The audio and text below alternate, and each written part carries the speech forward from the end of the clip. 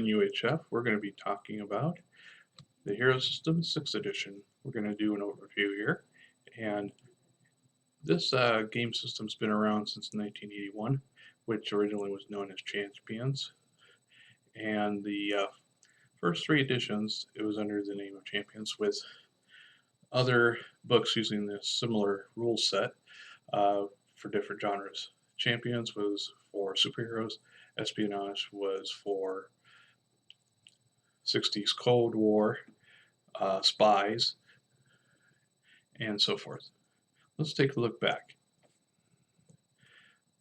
Here's the cover for the first edition. Second edition had a slightly different cover than this. And then we went to the third edition, which had added and expanded on the rules as each edition does. And this is the fourth edition, which is when the first culmination of all the rules from the previous books came together, and they made them all under a single rule set, because some of the price costs were different, some of the skills and powers and so forth worked a little differently. So to make everything work the same, they culminated into this one book. And then fifth edition came along and put all the expanded rules together and put it together into this book. And this is the cover for the revised, which came slightly after 5th edition did. And what it had in addition was all the frequently asked questions from the hero boards at the end of the book for rules clarifications and so forth, until we come to today, which is the 6th edition, which we'll be talking about, which there were some rule changes and streamlining of the rules. Types of roles: a success roll and an effect roll. The success roll is just that. Did you succeed or not? When you read the books, you'll see that it'll have rolls with a number with a minus sign after it. That's what you got to roll under to have a success. Like if it has a 12 minus on it, means 12 or less. The effect roll, exactly what it is. It's the effect. How much damage you do, how much effect a power has, or how much an effect something has. And when it comes to an effect roll, you may have to count body. Body is counted simply. Ones are 0, 2 through 5 is 1, and 6s are 2. Really easy way to do it. Put all your 6s and 1s together, because they cancel out, making them 1. Everything else is a 1. Any leftover 1s don't count, and any leftover 5s or 6s are 1 and 2. And then you got your counting your totals. Easiest way I found to count totals, because when you in the superhero level games, you'll have 10, 12 dice. You're going to have to roll for your effect. For stun, is to group them in tens, such as 6 and 4, 5 and 5, and so forth, and then count everything else left over. It's an easy and quick way to count your dice. One of the effect rolls you're going to have is damage. It's how much damage you do to the other characters and so forth. There are two types of damage in the hero system. There's normal damage and killing damage. Normal damage does body and stun, such as bludgeoning weapons like clubs or stunning blasts, things of that nature. And then you got your killing damage, which does body with a stun multiplier, which are like swords, lasers, that kind of thing. And the way you calculate that is, as before, your stun and body are just like we discussed in doing reading dice rolls. Killing damage is slightly different. Killing damage is how much body you do, is the total of the dice, and then you roll a half d6 stun multiplier. That will give you a 1 to 3 times the amount of body done on the dice, such as let's say you roll a 1, a 4, and a 6. That's 11 body on a killing attack. And let's say you roll average on your stun multiplier, which times 2, which is 2 times that. Okay, heroes and GMs, we're now into character and experience points. Character points is how many points you start off with your character. And based on the character type is how many total points you get to start with and how many points of complications you have to buy. Such as in a standard super heroic, you have 400 points and you have 75 points of magic complications. So you have to get, and no group of complications, such as all psychological complications, can be more than 40. And this is how you buy your characteristics, your powers, and so forth. Experience points are very simple. Compared to other games where you get levels and so forth, in the hero system, they make it real simple. Those points, when awarded to you, you spend just like your character points. There's no difference. You improve your character how you want, not gain a level and these are the abilities you get. You get points and you spend them how you like within the GM's guidelines for the campaign. The main part of the character is going to be your characteristics. Characteristics are similar to other role-playing games. They're a numerical value that defines how good or bad your character is in certain abilities. A characteristic success roll is figured 9 plus the characteristic divided by 5 when it applies to strength, dexterity, constitution, intelligence, ego, or presence. Most people have 5 to 8. All heroes start at 10 for free, and you buy them up, or you can sell some back for some extra points you want to spend elsewhere. The first 6 characteristics I call the skill-based characteristics. These are the only ones that you'll have a success roll based on. And they are strength, which is your physical power, how well you can lift, drag, carry stuff, as well as how much damage you do in a hand-to-hand attack. Punch someone in the face. It is considered a normal roll, which means you count stun and body on it. Your total's your stun, and your body's your 6s are 2, and 2 through 5 are your 1, and 1s are 0. The second is your dexterity, your reaction time, your agility, so forth. Constitution, how tough and healthy you are, how you get prevented by getting stunned. By the way, it's very important to know, if you take more damage than your stun characteristic, you're stunned for a phase. So it's good to have a high constitution. Intelligence is how smart you are, how quickly you recall things of that nature. Also, your perception rolls based on this. And those people that are wondering about passive perception, is that in Hero? Of course it is. Any characteristic can have a passive amount, which is half of your score. And figuring out that is the same as your success roll. It's half of your intelligence divided by 5 plus 9. Ego is your willpower, your mental force, that type of thing. And then your presence is how impressive your character is. It's not how good looking you are, it's how you're perceived in a room, things of that nature. How impressive your character is. You might have a low presence because you kind of blend in the background. You're like a wallflower. Are you in a mental combat? You like to hit people in the face. This is your characteristics that you will be using the most. They're all called combat values. Your standard combat values are your offensive and defensive combat value, called OCV and DCV respectively. And then you have your mentals, which is your mental offensive combat value, and your mental defensive combat value, which is your OMCV and your ODMCV. And the OCV is added to your 11 or less success roll to hit targets. And with an OCV of 5, you roll a 9, you hit 11 plus 5 minus 9, a DCV of 7 or less, you hit. It may seem a little daunting at first, just to let you know, like everything, there is a chart in the book so you don't have to worry about doing the math if that tends to be your uh, low suit for some people.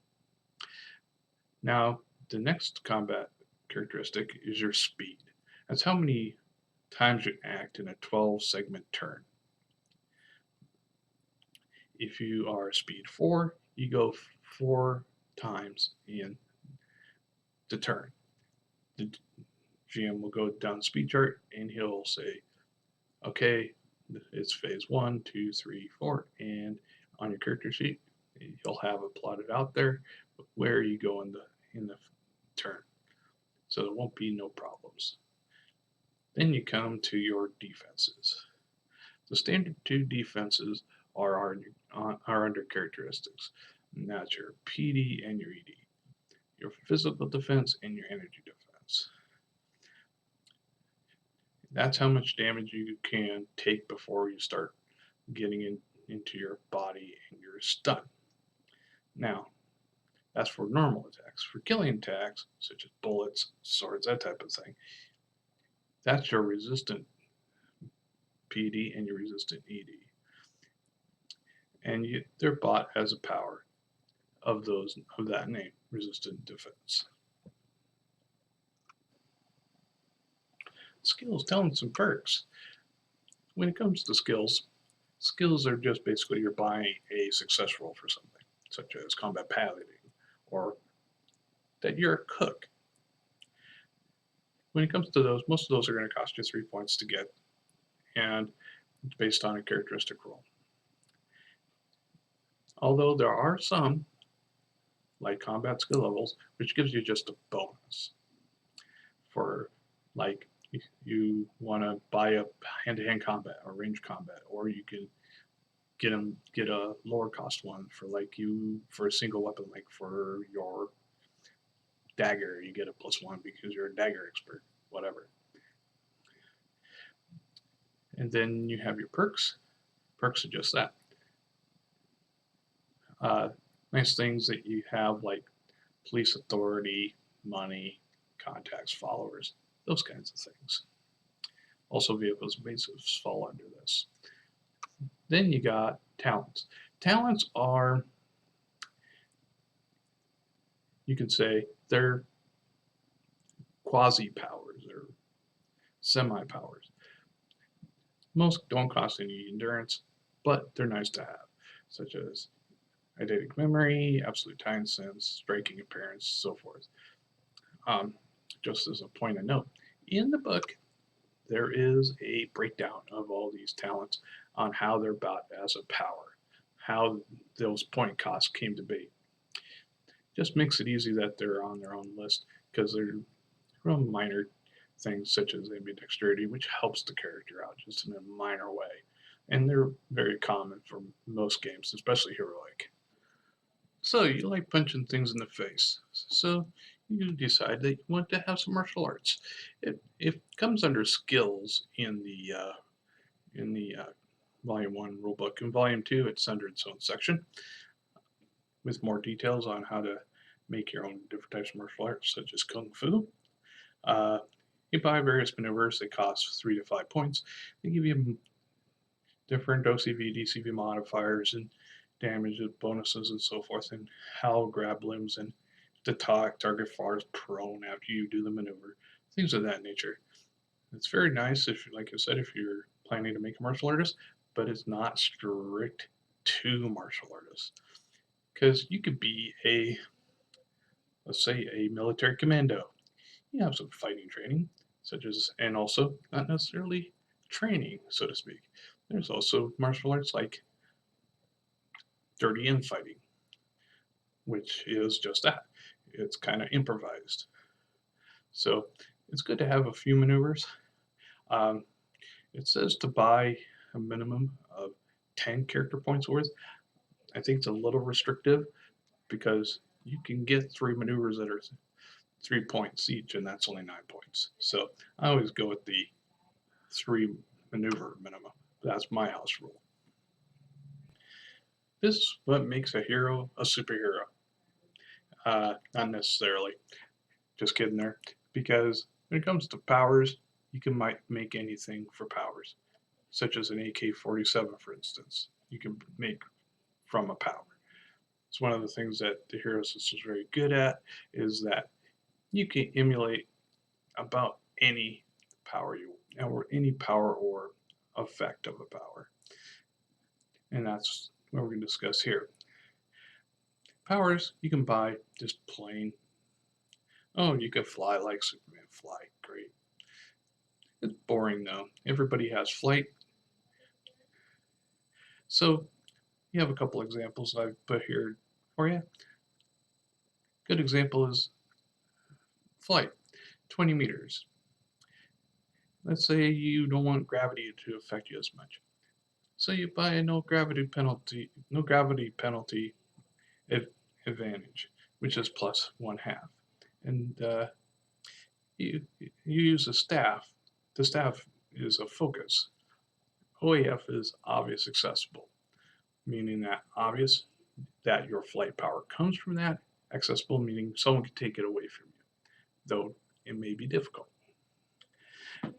And when you figure things like that out, you have your base flight and then your advantage, which is plus 1/2, which you take that amount, the base amount, times 1 plus the advantage, which is 1.5. So 1.5 times the base value is 30 AP, or active points. Active points is whatever the base power is with an advantage. Then you have your focus, which is a -1. Do the same thing except you divide it. So you take that 30 points that you had with the advantage of the active points, divided by 1 plus the 1 for the focus. So it makes it 2. So 30 divided by 2 is 15. And that's a pretty simple example. Let's say you don't want people to take it away from you. So you buy the advantage of difficult to dispel. It takes twice the active points for them to roll to dispel it or take it away from you. That's a plus 1/4 advantage. And you have no gravity penalty. So that's cool.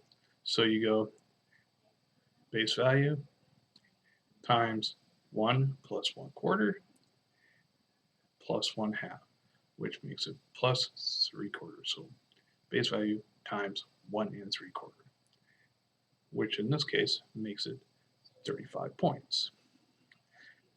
And you still have the staff, but let's say you wanted to cost endurance to maintain.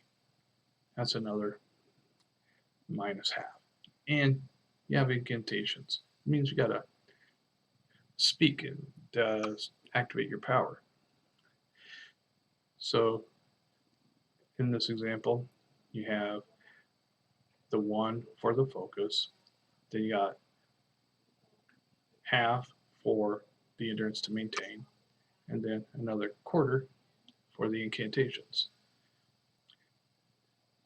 which is, okay, you got 1, and then you have 1/2, which is 1.5, and 1 3/4.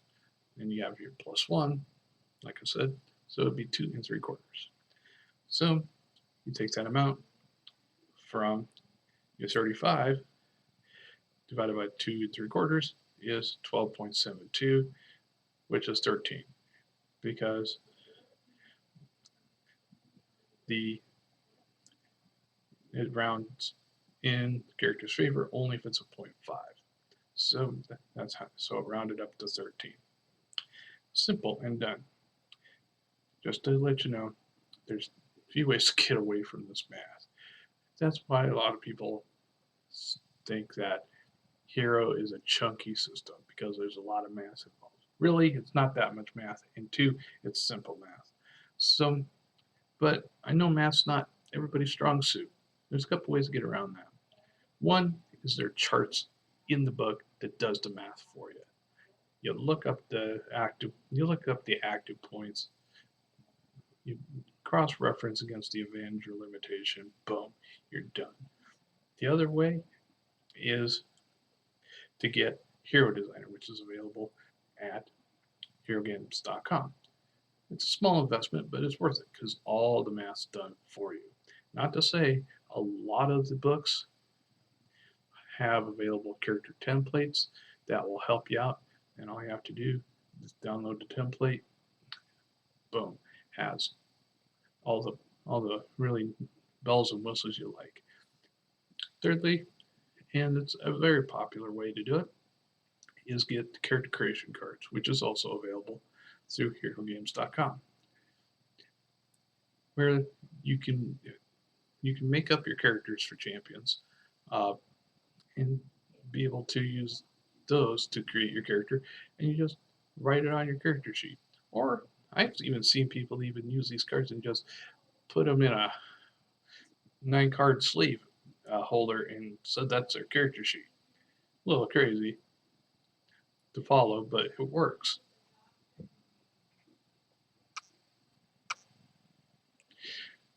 Finally, we come to the last part of this overview, which is complications. These are things that complicate your life and make things difficult, such as your mom. If your mom gives you trouble during your adventures, you can claim her as a dependent non-player character. Boom, complication. Are you afraid of heights? Boom, complication. Are you blind in one eye? Boom, complication. Are you hunted by a mean, evil bad guy? Boom, complication. It's very simple. And also, are you unlucky? Boom, complication. It makes your life difficult, but it gives you some great hooks for your GM to incorporate in the game. Especially if a group of you are all hunted by the big bad evil guy, or a group like Viper, or something to that effect. It's really good when you do character creation in a group, because you can have those group complications, which makes the GM love you. So that's it for now, heroes and heroines. Stay tuned for our next episode where we'll talk about the character creation.